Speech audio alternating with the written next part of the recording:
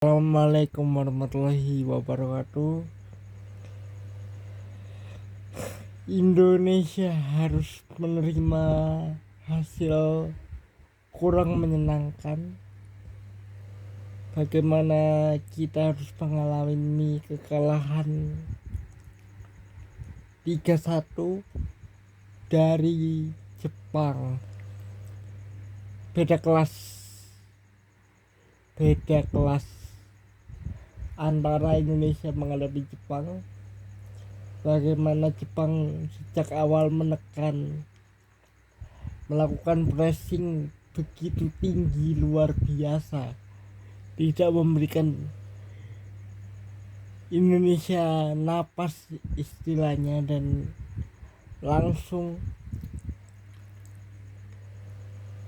memberikan tekanan yang begitu hebat, dan bahkan untuk berbalik badan pun sulit sekali.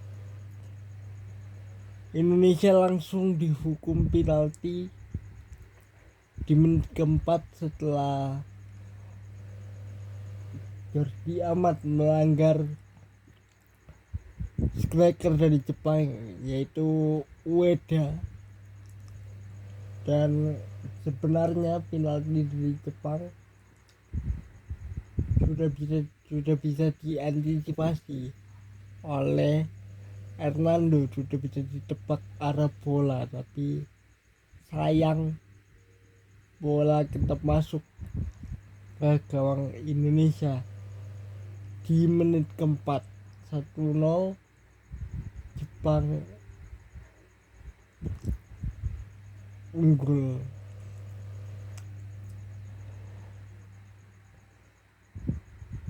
Di sepanjang babak pertama, Jepang mendominasi.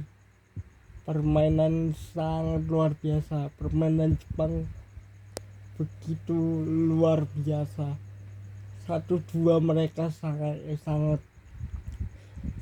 jalan, dan para pemain kita karena terlalu banyak di pressing, mereka tertekan dan melakukan kesalahan fatal yang harusnya tidak perlu. Dan Jepang kembali unggul lewat gol kedua Ueda. Ada sebuah umpan tarik yang di tiang jauh, ada Ueda yang tidak dikawal oleh Justin Hubner yang hanya sendirian dan tidak ada yang mengcover. Itu harusnya ada yang bisa teriak dari belakang, woi awas, harusnya ada yang begitu. Tapi sayangnya nggak ada yang teriak, nggak ada yang bantu Hubner, nggak ada yang cover. Ini artinya kan ada komunikasi yang kurang lancar di lini belakang Indonesia.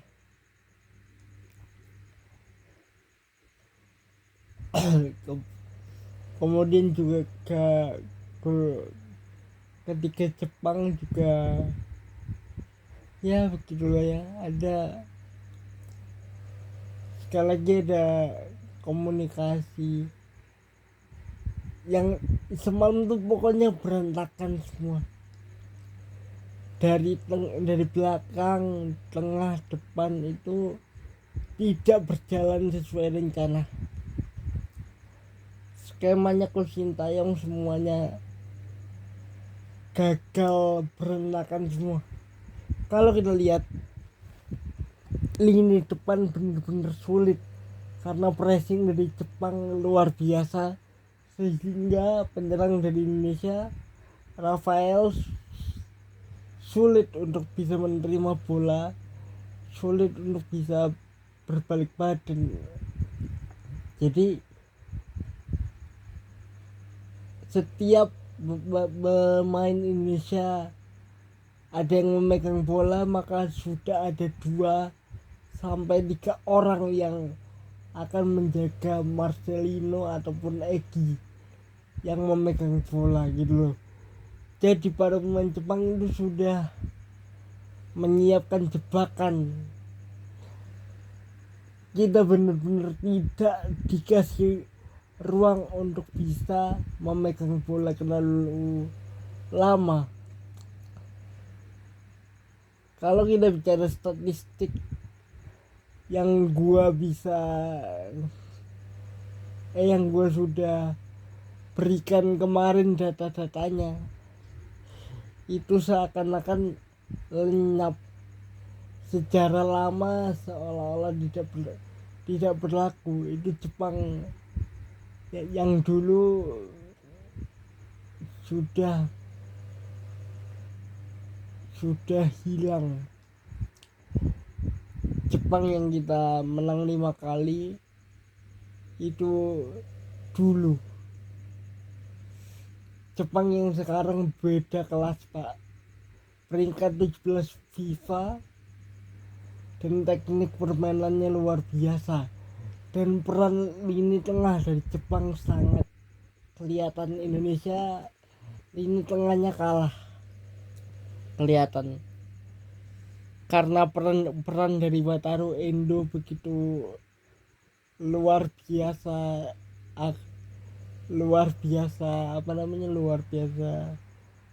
krusial di lini tengah.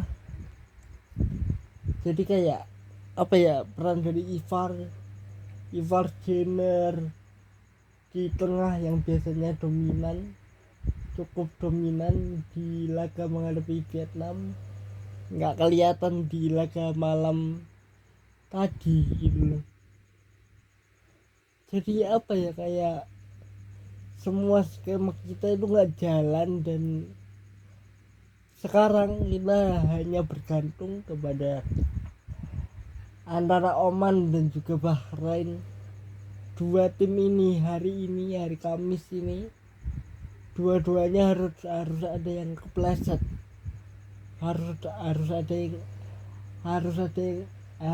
yang imbang atau harus ada yang kalah di antara Oman dan juga Bahrain. Kalau salah satunya ada yang kalah, maka Indonesia sudah dipastikan lolos. Meskipun di laga terakhir kita kalah menghadapi Jepang, tapi harusnya kita bisa memastikan lolos lebih cepat kalau saja permainan kita lebih rapi, lebih tenang dan tanpa ada kesalahan. Tapi ya itu sekali lagi beda kelas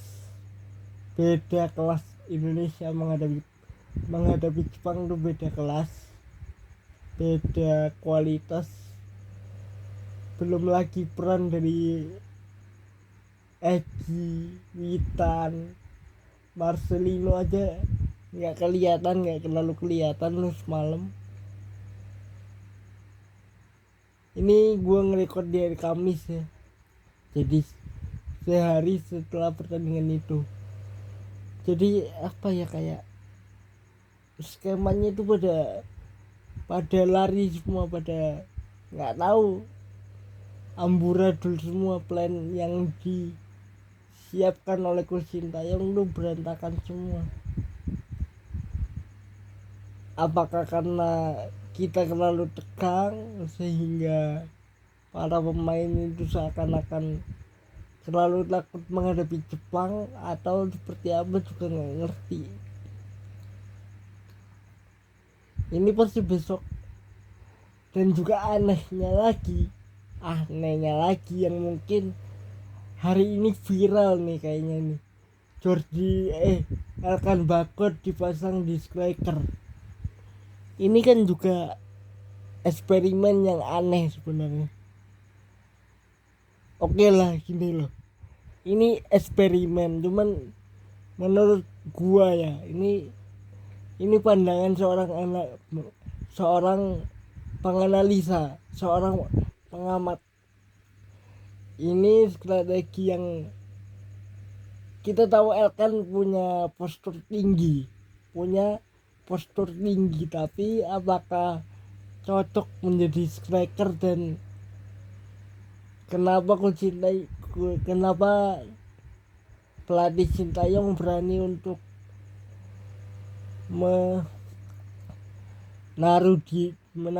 menaruh dia di depan? Pertanyaannya kan itu. Hari ini mungkin viral dari kemarin, dari semalam udah viral kali ya di sosmed, dan banyak yang bertanya-tanya pasti kenapa STY memasang Elkan jadi penyerang di depan. Karena masih ada Ramadan Sananta, Dimas Derajat, pemain-pemain yang bisa digunakan menjadi opsi di lini depan. Tapi apapun itu, eksperimennya Coach Sintayong, strateginya gagal total semalam. Semuanya tidak berjalan sesuai dengan rencana. Apakah kita masih bisa lolos? Bisa, kecuali asalkan Oman dan juga Bahrain di pertandingan hari ini salah satunya ada yang kepleset, salah satunya ada yang imbang ataupun kalah, maka Indonesia sudah dipastikan bisa lolos. Jadi kita berdoa Oman ataupun Bahrain dua-duanya mengalami hal bukan gini loh. Dua-duanya sebenarnya ini kan doa jelek ya. Tapi mau gimana, Pak? Ya kita harus berdoa begini, mudah-mudahan mereka nya kepleset dan kita dapat durian runtuh gitu loh. Apa ya, kayak semalam tuh sampai gol satu-satunya Indonesia 3-1, kita kalah 3-1 by the way. Gua aja itu nggak ngelihat loh, saking bukan kecewa ya, lebih kepada waduh, katanya ada perubahan nih, ada pendekatan yang berbeda. Tapi yang gue lihat di lapangan itu berbeda gitu. Perubahan apanya tertekan, iya, sangat kelihatan. Kita nggak bisa keluar dari pressing dari Jepang gitu loh ya. Jadi itulah analisa gua di laga Jepang menghadapi Indonesia. Jadi kita berdoa bismillah, mudah-mudahan ada keajaiban yang masih bisa menolong Indonesia ke fase 16 besar Piala Asia 2024.